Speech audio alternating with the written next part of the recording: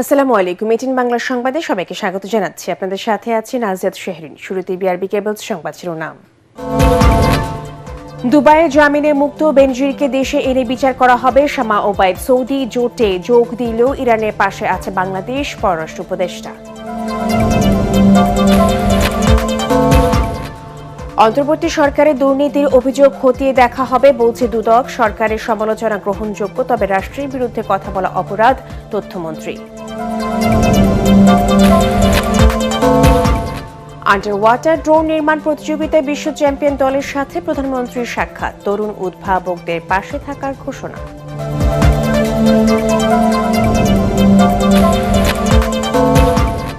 BNP মজলুম ছিল, এখন ফ্যাসিস্টে পরিণত হচ্ছে। অভিযোগ জামায়াতে আমিরের। দেশ পরিচালনায় তারেক রহমান ভুল পথে হাঁটছেন, মন্তব্য কর্নেল ওলির।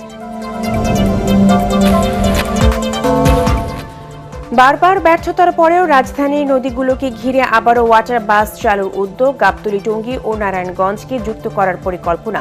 যানজট কমাতে এই উদ্যোগ নৌমন্ত্রী। এবং জুলাই শহীদদের স্বপ্ন পূরণে সরকার প্রতিশ্রুতিবদ্ধ, মাহাদি আমির। রাজনৈতিক বিভাজনের দায় সরকারের, মন্তব্য নাহিদের। নিরপেক্ষ ইতিহাস রচনার তাগিদ ববি হাজ্জাজের। শুনছিলেন বিআরবি কেবল সংবাদ শিরোনাম, এবারে বিস্তারিত। সৌদি জোটে যোগ দেওয়া মানে বাংলাদেশ ইরানের বিরুদ্ধে বিষয়টি এমন নয় বলে জানিয়েছেন প্রধানমন্ত্রীর পররাষ্ট্র বিষয়ক উপদেষ্টা হুমায়ুন কবির। দুপুরে পররাষ্ট্র মন্ত্রণালয়ে ব্রিফিংয়ে সাংবাদিকদের তিনি একথা জানান। হুমায়ুন কবির বলেন, কেবল হুতিদের প্রতিরোধের জন্য সৌদি আরবের নেতৃত্বাধীন প্রতিরক্ষা জোটে অংশগ্রহণ করবে বাংলাদেশ। এদিকে রাজধানীতে ভিন্ন এক অনুষ্ঠানে শামা ওবায়দ বলেন, আরব আমিরাতের সাথে যোগাযোগ অব্যাহত আছে। দ্রুতই বেনজির আহমেদকে দেশে ফিরিয়ে এনে বিচার নিশ্চিত করা হবে। বিস্তারিত মুশফিকুর রহমানের রিপোর্টে। সৌদি আরবের নেতৃত্বাধীন প্রতিরক্ষা জোটে বাংলাদেশের অংশগ্রহণ নিয়ে পররাষ্ট্র মন্ত্রণালয়ে সাংবাদিকদের সাথে কথা বলেন প্রধানমন্ত্রীর পররাষ্ট্র উপদেষ্টা হুমায়ুন কবির। তিনি স্পষ্ট করেন, সৌদি জোটে যোগ দেওয়া মানেই বাংলাদেশের অবস্থান ইরানের বিরুদ্ধে বিষয়টি এমন নয়। কেবল হুতিদের প্রতিরোধের জন্য এই জোটে যোগ দেবে বাংলাদেশ। এছাড়া জোটে অংশ নেওয়ার পেছনে ধর্মীয় এবং গুরুত্বপূর্ণ কৌশলগত কারণও রয়েছে বলে জানান পররাষ্ট্র উপদেষ্টা। Saudi Arabia is the custodian of two holy mosques, Makkah, Medina. So এখানে we have a special relationship. Anytime Saudi Arabia মানে সিকিউরিটির ক্ষেত্রে কোনো সহযোগিতা সৌদি আরবিয়া চায়, এই স্ট্রং অ্যাটাচমেন্ট থেকে Bangladesh from a moral, ethical point of view will always, as one of the largest Muslim countries in the world, will always respond in assistance to Saudi Arabia. আর মূলত এটা তো হুটিজ tackling the Houthi challenge there. ওইদিকে আমরা ইরানের সাথে তো কথাবার্তা বলছি। So this is not something to necessarily to strike out Iran. প্রধানমন্ত্রীর সাম্প্রতিক চীন সফরের পরপরই যুক্তরাষ্ট্রের প্রতিনিধি দলের সাথে তার বৈঠক প্রমাণ করে যে বাংলাদেশ বিশ্বমঞ্চে একটি অত্যন্ত ভারসাম্যপূর্ণ পররাষ্ট্রনীতি বজায় রেখে চলছে। অন্যদিকে সংযুক্ত আরব আমিরাতের দুবাইয়ে কারাবন্দী পুলিশের সাবেক মহাপরিদর্শক বেনজির আহমেদের জামিনে মুক্তির বিষয়টি নিয়ে পররাষ্ট্র মন্ত্রণালয় কাজ করছে বলেও জানান প্রধানমন্ত্রীর এই উপদেষ্টা। এই ভিজিবিলিটি, এই স্ট্রেংথ আমাদের ফরেন পলিসি আসতেছে for the personal weight of the prime minister. চায়নার সাথে আমাদের যে সম্পর্ক, it is a very it's gone into new Heights. এটা স্ট্র্যাটেজিক সম্পর্ক এবং ওখান থেকে অনেক ইনভেস্টমেন্ট অপরচুনিটি আছে যেগুলো উইল ক্রিয়েট জবস। এদিকে রাজধানীতে ভিন্ন এক অনুষ্ঠানে পররাষ্ট্র প্রতিমন্ত্রী শামা ওবায়দ বলেন, বেনজিরকে দেশে ফিরিয়ে এনে দ্রুত বিচার নিশ্চিত করতে আরব আমিরাতের সাথে যোগাযোগ অব্যাহত রেখেছে সরকার। বাংলাদেশ সরকারের সাথে সংযুক্ত আরব আমিরাতের সরকারের যে যোগাযোগ চলছে এবং কাগজপত্র আদান প্রদান হয়েছে। তারা কিছু তথ্য আমাদের কাছ থেকে স্পেসিফিক জানতে চেয়েছে স্বরাষ্ট্র মন্ত্রণালয় এবং পররাষ্ট্র মন্ত্রণালয়ের কাছ থেকে। সেটা আমরা তাদেরকে সরবরাহ করেছি, কাজ চলছে। আমরা আশা করছি খুবই শীঘ্রই এই অভিযুক্ত আসামিকে বেনজিরকে ঢাকায় বাংলাদেশে ফিরিয়ে এনে তার বিচার কাজ এখানে সম্পন্ন করা যাবে। এছাড়া ডোনাল্ড ট্রাম্পের বিশেষ দূত সার্জিও গরের বাংলাদেশ সফর সফল হয়েছে জানান শামা ওবায়দ। সার্জিও গরের সফরটি অত্যন্ত সফল হয়েছে। মুশফিকুর রহমান, এটিএন বাংলা, ঢাকা। দুবাইয়ের সাবেক আইজিপি বেনজির আহমেদের জামিনের বিষয়ে দুদকের কাছে কোনো তথ্য নেই বলে জানিয়েছেন সংস্থাটির মহাপরিচালক মীর মোহাম্মদ জয়নুল আবিদিন শিবলি। বিকেলে সাংবাদিকদের সঙ্গে মতবিনিময় সভায় তিনি একথা বলেন। এদিকে জাতীয় সংসদে উত্থাপিত অন্তর্বর্তী সরকারের বিরুদ্ধে দুর্নীতির অভিযোগগুলো অগ্রাধিকার ভিত্তিতে তদন্ত করা হবে বলে জানিয়েছেন দুদকের নতুন সচিব সাইদুর রহমান খান। বিস্তারিত জানাচ্ছেন ঐশী গোস্বামী প্রমা। এই যে হাজার দুয়েক লোক মাটির তলে ঢুকলে সেখান থেকে বের করে নেয়। গত 12 জুন দুবাইয়ে গ্রেফতার হন সাবেক আইজিপি বেনজির আহমেদ।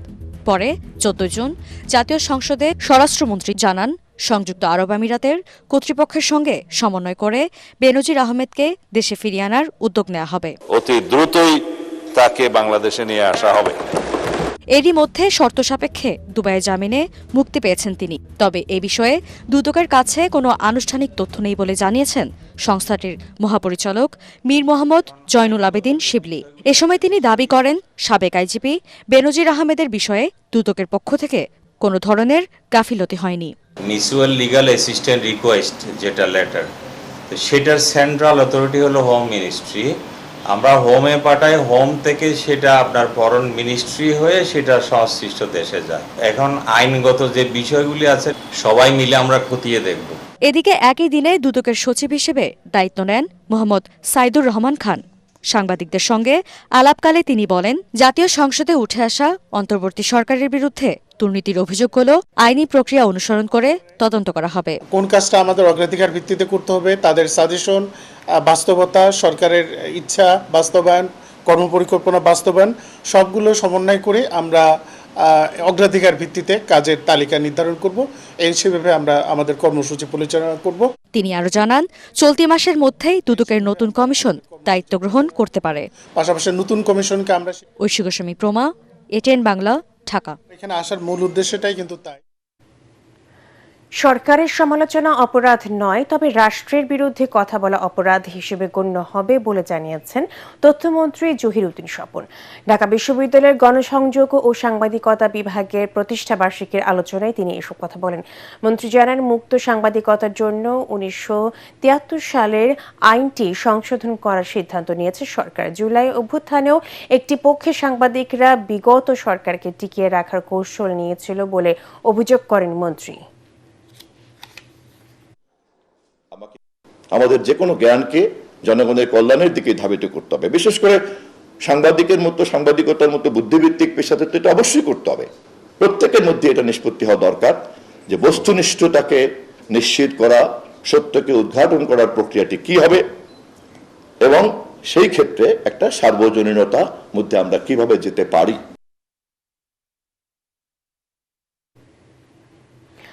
তরুণ উদ্ভাবকদের গবেষণা, প্রযুক্তি উদ্ভাবন ও স্টার্ট আপ উদ্যোগে সরকার সবসময় পাশে থাকবে বলে জানিয়েছেন প্রধানমন্ত্রী তারেক রহমান। সচিবালয়ে আন্ডার ওয়াটার রোবোটিক ড্রোন নির্মাণ প্রতিযোগিতার বিশ্ব চ্যাম্পিয়ন দলের সাথে সাক্ষাৎকালে তিনি একথা বলেন। এ সময় প্রধানমন্ত্রী তাদেরকে আন্তর্জাতিক পর্যায়ের এত বড় সাফল্যের জন্য অভিনন্দন জানান। একই সাথে তাদের ভবিষ্যৎ গবেষণা, প্রযুক্তি উন্নয়ন ও উদ্ভাবনী উদ্যোগে সরকারের সর্বাত্মক সহযোগিতার আশ্বাস দিয়েছেন সরকার প্রধান। MIST শিক্ষার্থীরা প্রতিযোগিতায় চ্যাম্পিয়ন হওয়া তাদের উদ্ভাবিত আন্ডার ওয়াটার রোবটটি প্রধানমন্ত্রীর সামনে প্রদর্শন করেন। এই সময় সেমি কন্ডাক্টর, ফার্মাসিউটিক্যালস, ফার্নিচার ও কসমেটিক্সের মতো নতুন রপ্তানি খাত গড়ে তুলে দেশের অর্থনীতিকে আরও শক্তিশালী করার উপর গুরুত্ব আরোপ করে প্রধানমন্ত্রী।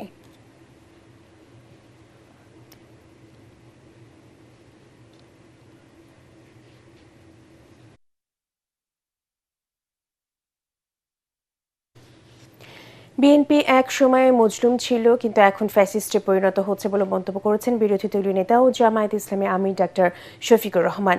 জাতীয় প্রেস ক্লাবে বাংলাদেশ লেবার পার্টি আলোচনা অনুষ্ঠানে তিনি এসব কথা বলেন।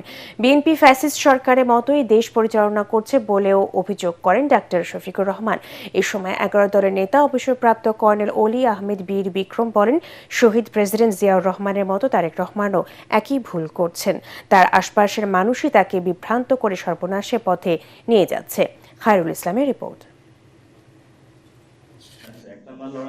জুলাই গণঅভ্যুত্থানের দ্বিতীয় বর্ষপূর্তি উপলক্ষে জাতীয় প্রেস ক্লাবে জান দিব জুলাই দিব না শীর্ষক আলোচনা সভার আয়োজন করে বাংলাদেশ লেবার পার্টি। এতে উপস্থিত ছিলেন বিরোধী দলীয় নেতা ও জামায়াত ইসলামীর আমির ডাক্তার শফিকুর রহমান সহ 11 দলের শীর্ষ নেতারা। সরকার পুরনো ফ্যাসিবাদী কায়দায় চলছে জানিয়ে 11 দলের নেতারা বলেন, জাতির আকাঙ্ক্ষা গলা টিপে হত্যা করলে ছাড় দেওয়া হবে না বিএনপিকে। প্রত্যেকটা জায়গায় আমরা আনডেমোক্রেটিক সিস্টেম দেখতে পাচ্ছি, অগণতান্ত্রিক শাসন ব্যবস্থার দিকে যাচ্ছে। ফলত এই সরকারকে জুলাই সনদ বাস্তবায়ন করতে বাধ্য করতে হবে। আমরা চেয়েছি আমাদের কাঠামোর পরিবর্তন, যেই কাঠামোর মধ্য দিয়ে হাসিনার মতো ফ্যাসিবাদ তৈরি হয়, সেই কাঠামোর পরিবর্তন করতে হবে। জনগণের যে সমস্যাগুলি আছে, আমরা যে সংস্কারগুলির কথা বলছি, এই সংস্কারগুলি মেহরবানি করে করেন। চারিদিকে শত্রু রেখে আপনি দেশ শাসন করতে পারবেন না। এ সময় জামায়াতের আমির বলেন, পুরনো নির্যাতনের স্মৃতি ভুলে গিয়ে অতীতের ফ্যাসিস্টের মতোই আচরণ শুরু করেছে বিএনপি। সচিব হওয়ার জন্য এখন আর বিসিএস কোয়ালিফাই করা লাগবে না। সচিব হওয়ার জন্য দলীয় একটা পদ থাকলেই হবে। এই বাংলাদেশ তো এটা দেখার জন্য এত রক্ত দেয়নি 24-এ। প্রশাসনে বিভিন্ন পদে দলীয় লোক নিয়োগের সমালোচনা করে জামায়াতের আমির বলেন, বর্তমান সরকার সংস্কারের পক্ষে নয়। যে হাসলটটা ফ্যাসিস্ট সরকারের ছিল, সেটা আপনারা আবার ধারণ করতে যাচ্ছেন কেন? তখনকার ফ্যাসিস্টরা যা করেছে হুবহু তার একটা ফটোকপি আপনাদের মধ্যে আমরা দেখতে পাচ্ছি। গণভোটের রায় এদেশের মাটিতেই বাস্তবায়ন হবে বলেও জানান বিরোধী দলীয় নেতা। খায়রুল ইসলাম, এটিএন বাংলা, ঢাকা।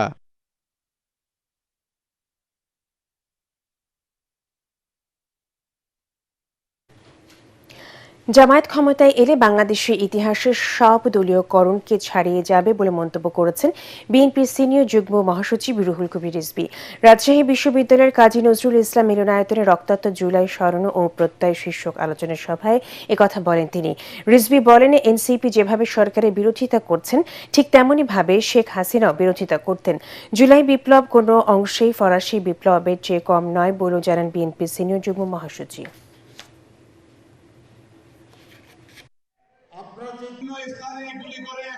শেখ হাসিনা দলের ভিতরে, দেশের মধ্যে তিনি কি করতেন?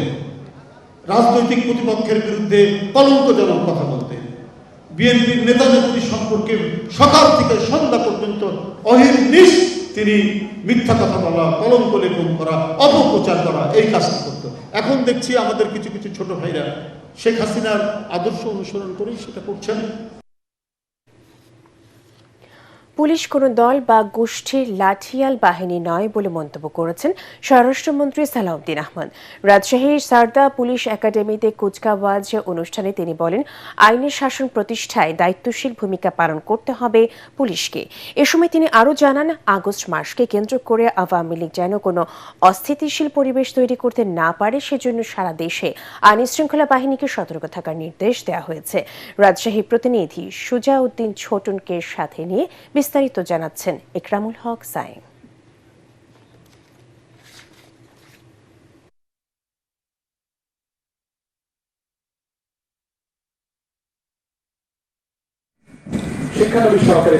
রাজশাহীর সারদা পুলিশ একাডেমির প্যারেড গ্রাউন্ডে পুলিশের ২৭তম বিসিএস ব্যাচের কর্মকর্তাদের সমাপনী কুচকাওয়াজ অনুষ্ঠানে অংশ নেন স্বরাষ্ট্রমন্ত্রী সালাউদ্দিন আহমদ। এ সময় তিনি বলেন, পুলিশ বাহিনীকে হতে হবে দলীয় প্রভাবমুক্ত, আধুনিক, প্রযুক্তি বান্ধব ও মানবিক সংস্থা। বর্তমান সরকার বিশ্বাস করে পুলিশ কোনো বিশেষ দলের বা গোষ্ঠীর লাঠিয়াল বাহিনী নয়, বরং পুলিশ হবে জনগণের কৃত্রিম বন্ধু। আমাদের নির্বাচনী ইশতেহারে আমরা দায়িত্বহীনভাবে ঘোষণা করেছি জননিরাপত্তা নিশ্চিত করা এবং পুলিশ বাহিনীকে দলীয় প্রভাবমুক্ত করে একটি আধুনিক, সেবাধর্মী ও মানবিক সংস্থায় রূপান্তর করাই আমাদের মূল লক্ষ্য। বিগত ফ্যাসিবাদী সরকারের আমলে পুলিশ ক্ষতিগ্রস্ত হয়েছে দাবি করে স্বরাষ্ট্রমন্ত্রী বলেন, দুর্নীতির বিরুদ্ধে জিরো টলারেন্স নীতি অনুসরণে জনগণের আস্থা অর্জন করতে হবে বাহিনীর সদস্যদের। ২৪-এর ছাত্র গণ অভ্যুত্থানের পরের যে গণমানুষের প্রত্যাশা, জাতির প্রত্যাশা, বর্তমান রূপান্তরমূলক এই রাষ্ট্র কাঠামোর মধ্য দিয়ে আমরা যে যাচ্ছি, আমাদের জাতির যে প্রত্যাশা, সেই প্রত্যাশাকে আপনারা পূরণ করবেন, দুর্নীতিমুক্ত থাকবেন। সাংবাদিকদের প্রশ্নের জবাবে আগস্ট মাসকে কেন্দ্র করে পুলিশের বাড়তি সতর্কতার কথাও জানান তিনি। আওয়ামী ফ্যাসিবাদী গোষ্ঠী, যেটা নিষিদ্ধ ঘোষিত রাজনৈতিক গোষ্ঠী, তাদের বিভিন্ন কার্যক্রম আগস্ট মাসে পরিলক্ষিত হচ্ছে। তো সেই জন্য আমরা সবাইকে সতর্ক থাকতে বলেছি। আমরা সবসময় সতর্ক থাকি, পুলিশ বাহিনী সতর্ক থাকে এবং বোম ডিসপোজাল ইউনিট 24 আওয়ার্স আমরা রেডি রাখি। কোথাও এরকম কোনো নাশকতার কোনো পরিকল্পনা কেউ করছে কিনা। তবে আমরা এখনো পর্যন্ত যেটা দেখেছি সেটা আমাদের এখনো বিপজ্জনক কোনো পরিস্থিতির ইঙ্গিত দেয় না। সারদায় সমাপনী কুচকাওয়াজের মধ্য দিয়ে ২৭তম বিসিএস ব্যাচের পুলিশ কর্মকর্তাদের প্রথম পর্যায়ের মৌলিক প্রশিক্ষণ শেষ হয়। ইকরামুল হক সায়েম, এটিএন বাংলা। ঢাকার চারপাশে চক্রাকার নৌপথে আবারও ওয়াটার বাস চালুর উদ্যোগ নিচ্ছে সরকার। সচিবালয়ে এ সংক্রান্ত বৈঠকে সব ধরনের ব্যবস্থা নিতে সংশ্লিষ্টদের নির্দেশ দিয়েছেন প্রধানমন্ত্রী তারেক রহমান। পরে নৌ পরিবহন মন্ত্রী জানান, ঢাকার চারপাশে ১১০ কিলোমিটার নৌপথ সচল করা হবে। ওয়াটার বাস পরিচালনায় আগ্রহ দেখিয়েছে বেশ কয়েকটি বেসরকারি প্রতিষ্ঠান। রাজধানী যানজট কমাতে এমন উদ্যোগ নেওয়া হচ্ছে বলেও জানান তিনি। রিপোর্টে জানাচ্ছেন মাহবুব কবির চপল।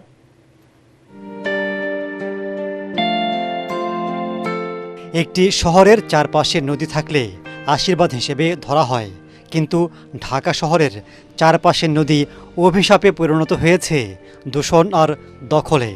সরকার বদল হলেই শুরু হয় এসব নদীর সম্ভাবনার কথা। কিছুদিন পর তা মিলিয়ে যায়। ২০০৪ সাল থেকে এখন পর্যন্ত বৃত্তাকার এসব নৌপথে ৪ বার ওয়াটার বাস চালু করা হয়, কিন্তু সেগুলো এখন ভাঙ্গারি হিসেবে বিক্রির অপেক্ষায়। গচ্চা গেছে শত কোটি টাকার বেশি। বিএনপি সরকার আবারও নতুন করে বৃত্তাকার নৌপথ চালুর উদ্যোগ নিয়েছে। সদরঘাট, গাবতলী থেকে শুরু করে আশুলিয়া, টঙ্গী, নারায়ণগঞ্জকে নৌ রুটের আওতায় আনার পরিকল্পনা নেওয়া হয়েছে। ওয়াটার বাস বলেন, সেটা অবাধে জনগণের প্রত্যাশা বা ধরেন একটা মনোরম পরিবেশে সে আশুলিয়া থেকে চিন্তা করলেন যে সে সদরঘাটে আসবেন, সে চলে আসলো এই পথে। এই রুটটা মোটামুটি বেশ বান্ধব মনে হয়েছে। আপনি যদি বলেন গাবতলী থেকে শুরু করে একেবারে নারায়ণগঞ্জ পর্যন্ত, কিন্তু ওই দিক থেকে যে রুটটা আসছে সেটাতে কিছুটা অবস্ট্যাকেল আছে, মানুষের আগ্রহ কম আছে। আগে করেছিলেন বিআইডব্লিউটিসি, তো সেটা বন্ধ হয়ে যায়। প্রায় আপনি যদি বলেন ৫৭ কোটি টাকা পরিসংখ্যান অনুসারে লস হয়ে যায় 10 বছরে। তো তারা আর কন্টিনিউ করতে পারছিল না। এবার কিছু বেসরকারি উদ্যোক্তা আসছে, তারা এই ওয়েতে আপনার নৌযান চালাতে চান, কিছুটা ইসের জন্য, পর্যটকদের জন্য, আর কিছুটা যাত্রীদের জন্য। নৌ পরিবহন মন্ত্রী স্বীকার করেন, বৃত্তাকার নৌপথ সচল করতে অনেক চ্যালেঞ্জ রয়েছে। সেগুলোর সমাধান করে স্থায়ী যোগাযোগ ব্যবস্থা রাখার পদক্ষেপ নেওয়া হবে। আমরা চাচ্ছি দ্রুততম সময়ের মধ্যে করার জন্য, কিন্তু যে চ্যালেঞ্জগুলি আছে সব মিলে ৪২৪টি জায়গায় এই সরাসরিভাবে ওয়েস্টেজ দিয়ে যাওয়া হচ্ছে নদীতে, সেইটা বন্ধ করা কিভাবে যায় সেটা নিয়ে আজকে আলোচনা হয়েছে। ঢাকার চারপাশে নৌপথ চালু হলে রাজধানীর সড়কের উপর চাপ কমবে বলে মনে করছেন প্রশাসকরা। মাননীয় প্রধানমন্ত্রী উনি নিজে ইচ্ছা পোষণ করছেন এবং ঢাকা শহরে যেভাবে সড়কে পরিবহনগুলো চলছে, জনগণের দৈনন্দিন জীবন আরও সহজ করার জন্য নৌপথকে একইভাবে উনি ব্যবহার করার জন্য উনি ইতিমধ্যে নির্দেশনা দিয়েছেন। মাহবুব কবির চপল, এটিএন বাংলা, ঢাকা। স্বাক্ষরিত জুলাই সনদ বাস্তবায়ন এবং জুলাইয়ের গণহত্যার বিচার করা হবে বলে জানিয়েছেন প্রধানমন্ত্রীর উপদেষ্টা মাহদি আমিন। রাজধানীর বিয়াম ফাউন্ডেশনে এক অনুষ্ঠানে তিনি আরও বলেন, জুলাই শহীদদের আত্মত্যাগ এবং তাদের পরিবারের প্রত্যাশা অনুযায়ী একটি ন্যায়ভিত্তিক রাষ্ট্র গঠনে সরকার প্রতিশ্রুতিবদ্ধ। এ সময় অন্তর্বর্তী সরকারের সাবেক উপদেষ্টা মোস্তফা সরওয়ার ফারুকী বলেন, জুলাই আন্দোলনের বিরুদ্ধে যারা ন্যারেটিভ তৈরি করছে তাদের বিরুদ্ধে সোচ্চার হতে হবে। বিস্তারিত জানাচ্ছেন ইয়াসিন রানা।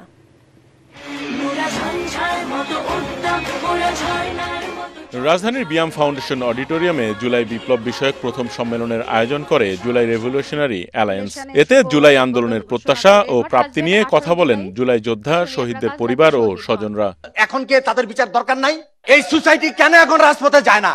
সম্মেলনে প্রধানমন্ত্রীর উপদেষ্টা মাহদি আমিন ফ্যাসিবাদের বিরুদ্ধে মানুষকে ঐক্যবদ্ধ হওয়ার আহ্বান জানান।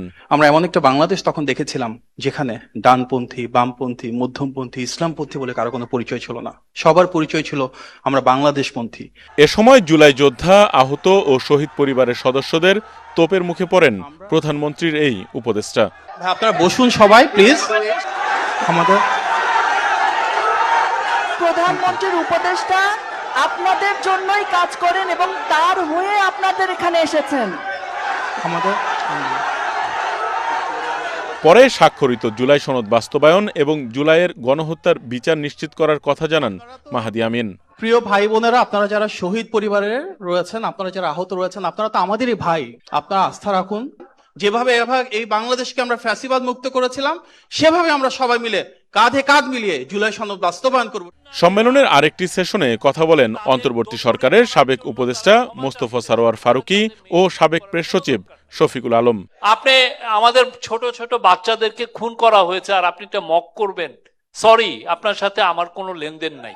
আরে ভাই, আপনি তো অনুশোচনাই করেন না, আপনার লাগে আবার কিসের রিকনসিলিয়েশন? বাক স্বাধীনতার মানে কি এই যে আমাদের ভাই বোনেরা মারা গেছে গুলি খেয়ে, বাবা তার সন্তান হারিয়েছে, মা তার সন্তান হারিয়েছে, আর আমরা টকশো দিয়ে বলবো না জুলাইতে তো এরকম কিছু হয়নি, কেউ তো হেলিকপ্টার থেকে গুলি করেনি।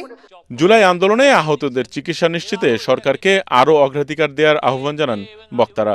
এত বড় দুঃসাহস, জুলাইকে পর্যন্ত তারা প্রশ্ন করার সাহস পায়। ইয়াসিন রানা, এটিএন বাংলা, ঢাকা। তাদের দোষরীপনার জন্য তারা ক্ষমা চাচ্ছে, সত্যিকারের তাদের বিএনপি নির্বাচনের আগে বিভিন্ন প্রতিশ্রুতি ও জুলাই সনদ অনুযায়ী সংস্কারের কথা বলা হলেও বর্তমানে সেগুলোর বাস্তবায়ন দেখা যাচ্ছে না বলে অভিযোগ করেছেন এনসিপির আহ্বায়ক ও জাতীয় সংসদের বিরোধী দলীয় চিফ হুইপ নাহিদ ইসলাম। তিনি বলেন, রাজনৈতিক বিভাজনের দায় সরকারকেই নিতে হবে। চট্টগ্রাম প্রেস ক্লাবে পাহাড়ে জুলাই সমমর্যাদা ও সম্প্রীতি শীর্ষক আলোচনা সভায় এনসিপির আহ্বায়ক বলেন, দেশের ইতিহাসে এবারই প্রথম পার্বত্য চট্টগ্রামের কোনো প্রতিনিধি ছাড়াই একটি মন্ত্রণালয় পরিচালিত হচ্ছে। এটি পাহাড়ের মানুষের প্রতি অবহেলারই বহিঃপ্রকাশ। বিএনপি বাংলাদেশি জাতীয়তাবাদের কথা বললো, এই দায়িত্বটা বিএনপি থাকলো। গত 50 বছরে বিএনপি এই দায়িত্ব পালনে ব্যর্থ হয়েছে। নির্বাচনের আগে তারা অনেক কমিটমেন্ট দিয়েছে, জুলাই সনদ সংস্কার পরিবর্তন তারা করবে, কিন্তু তারা এখন পরিবর্তন করছে না। ফলে আমরা মনে করি যে বিভাজন, সেই বিভাজনের জন্য বর্তমান সরকার এবং যারা ক্ষমতা আছে তারাই দেয়। জুলাই গণ অভ্যুত্থানের ইতিহাস যথাযথভাবে সংরক্ষণের আহ্বান জানিয়েছেন প্রাথমিক ও গণশিক্ষা প্রতিমন্ত্রী ও ন্যাশনাল ডেমোক্রেটিক মুভমেন্টে এনডিএম এর চেয়ারম্যান ববি হাজ্জাজ। রাজধানীর একটি হোটেলে এনডিএম আয়োজিত জুলাই আন্দোলনে প্রাইভেট বিশ্ববিদ্যালয়ের সাহস, সংগ্রাম ও আত্মত্যাগ শীর্ষক আলোচনা সভায় তিনি একথা বলেন। এ সময় ভবিষ্যৎ প্রজন্মের কাছে সঠিক ইতিহাস তুলে ধরতে জুলাই আন্দোলনের ঘটনা প্রবাহ নিরপেক্ষভাবে লিপিবদ্ধ করার ওপর গুরুত্ব দেন ববি হাজ্জাজ। ইতিহাসটা যেন সঠিকভাবে রচিত হয়। আজকে ৭১-এর ৫৫ বছর পরে যেও আমরা আলোচনা করছি ৭১-এর ইতিহাস সঠিকভাবে রচিত হয়েছে কিনা এবং কিভাবে রচিত হতে পারে। সো এই যে লিভিং মেমোরি ২ বছর আগে, এইটা যেন আমরা সঠিকভাবে মনে রাখি। ৫ই জুলাই এই যুদ্ধ বা এই আন্দোলনের শুরু, ১৮ই জুলাই। এইটা আমার মনে হয় না সত্যিকার একদম পরিষ্কার চোখে যদি আপনারা দেখা শুরু করেন, আপনারা কেউ আমার সাথে দ্বিমত পোষণ করবেন। ৩ মাস পর আবার বাড়ল এলপিজির দাম। ৭০ টাকা বাড়িয়ে ১২ কেজি সিলিন্ডারের দাম ১,৫৯৮ টাকা নির্ধারণ করেছে বাংলাদেশ এনার্জি রেগুলেটরি কমিশন। বিইআরসির পক্ষ থেকে দেয়া এক বিজ্ঞপ্তিতে আগস্ট মাসের জন্য এলপিজির এই নতুন মূল্য ঘোষণা করা হয়। এতে বলা হয়েছে এই দাম আজ থেকে কার্যকর হবে। পূবালী ব্যাংক বাণিজ্য সংবাদ।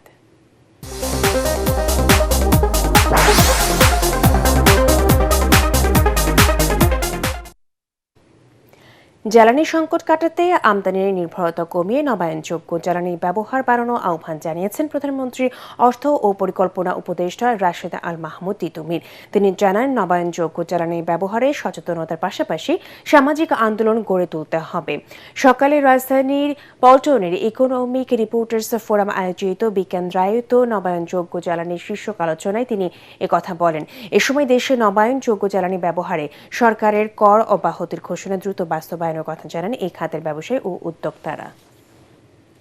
পরিবারগুলো যদি ১ কিলোওয়াট করে নবায়নযোগ্য জ্বালানি যদি ব্যবহার বেশি মাত্রায় হয়, তাহলে যেমন আমাদের আমদানি খাতে সাশ্রয় হবে, আমাদের স্বাবলম্বীও হব। আমরা আমাদের নির্ভরতার সংস্কৃতি থেকে আমরা মুক্ত হব। চিন্তা করেন যে আমরা এখন অনিশ্চয়তার পৃথিবীতে বাস করছি। এবারে আন্তর্জাতিক সংবাদ।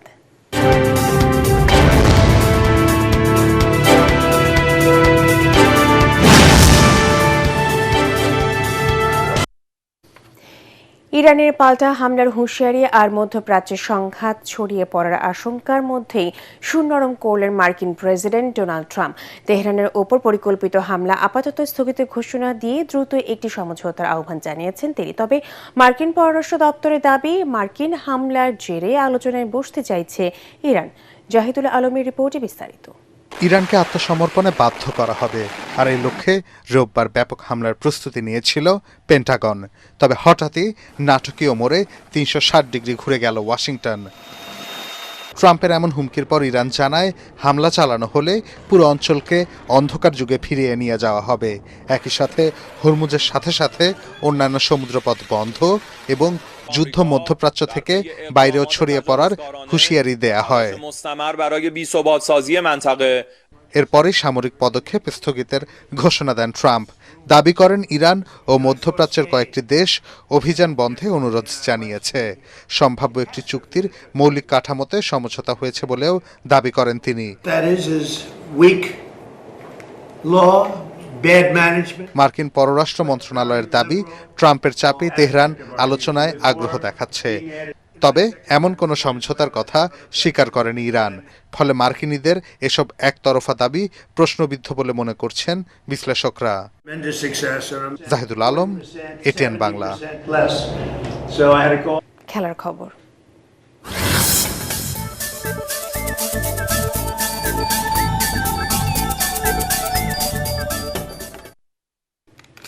প্রেসিডেন্টস চ্যালেঞ্জ কাপ আর্চারির শেষ দিনে স্বর্ণ জিতেছেন বাংলাদেশের সীমা আক্তার শিমু। টঙ্গীর আর্চারি ট্রেনিং একাডেমিতে দলগত রিকার্ভ মিক্সড ইভেন্টে স্বর্ণপদক জিতেছেন তিনি। এই ইভেন্টে সীমার সঙ্গী ছিলেন মালয়েশিয়ার মোহাম্মদ দানিশ। দুজনের দলের নাম ছিল Azalia.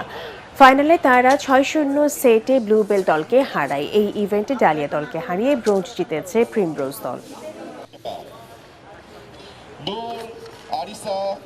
Nazla and Tilak.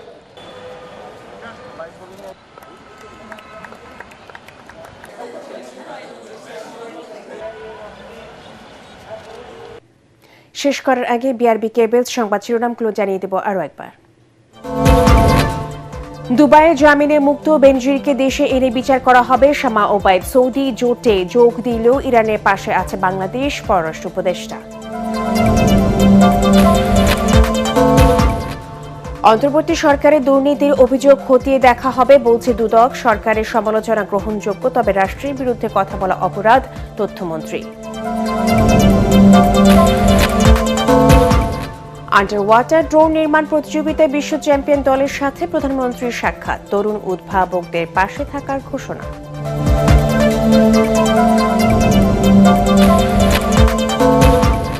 BNP মজলুম ছিল, এখন ফ্যাসিস্টে পরিণত হচ্ছে। অভিযোগ জামায়াত আমিরের। দেশ পরিচালনায় তারেক রহমান ভুল পথে হাঁটছেন, মন্তব্য কর্নেল ওলির।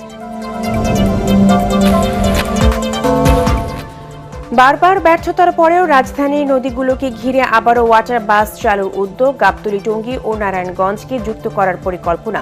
যানজট কমাতেই এই উদ্যোগ, নৌমন্ত্রী। এবং জুলাই শহীদদের স্বপ্ন পূরণে সরকার প্রতিশ্রুতিবদ্ধ, মাহাদি আমির। রাজনৈতিক বিভাজনের দায় সরকারের, মন্তব্য নাহিদের। নিরপেক্ষ ইতিহাস রচনার তাগিদ ববি হাজ্জাজের। পরবর্তী সংবাদ দেখার আমন্ত্রণ জানিয়ে এখনকার মতো শেষ করছি। এটিএন বাংলা সংবাদ ইউটিউবে দেখতে ব্রাউজ করুন, youtube/এটিএন বাংলা নিউজ। ধন্যবাদ সবাইকে।